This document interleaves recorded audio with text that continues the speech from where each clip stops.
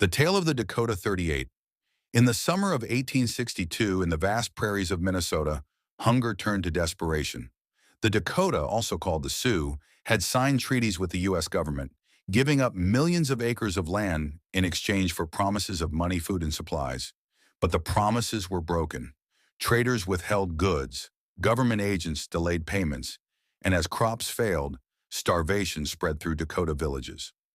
On August 17, 1862, a small skirmish between Dakota hunters and white settlers ignited what became known as the U.S.-Dakota War of 1862. For 6 weeks, Dakota warriors fought settlers and soldiers, striking at farms and towns in a desperate attempt to reclaim dignity and survival. Hundreds of settlers were killed, and the U.S. military retaliated swiftly, crushing the Dakota resistance. When the fighting ended, over 300 Dakota men were taken prisoner. They were subjected to swift, unfair trials, some lasting just 5 minutes each. Many did not understand the language of the court, nor were they given real defense. The government wanted punishment, and punishment came. President Abraham Lincoln personally reviewed the trial records. While some in Minnesota demanded mass executions, Lincoln sought to reduce the number. He approved death sentences for 38 men, those accused of killing civilians rather than fighting soldiers. On December 26, 1862, in the town of Mankato, Minnesota, the largest mass execution in U.S. history took place. A massive gallows was constructed in the town square.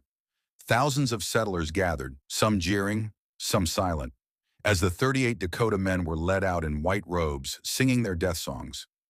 As the nooses were placed around their necks, one man shouted to his people in Dakota, "I am here!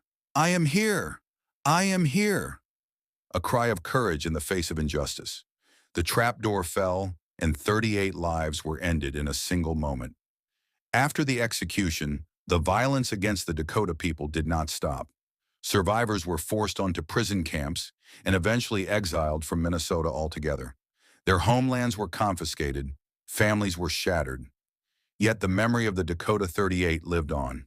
For generations, it was spoken of quietly in Dakota homes as both a wound and a call to resilience.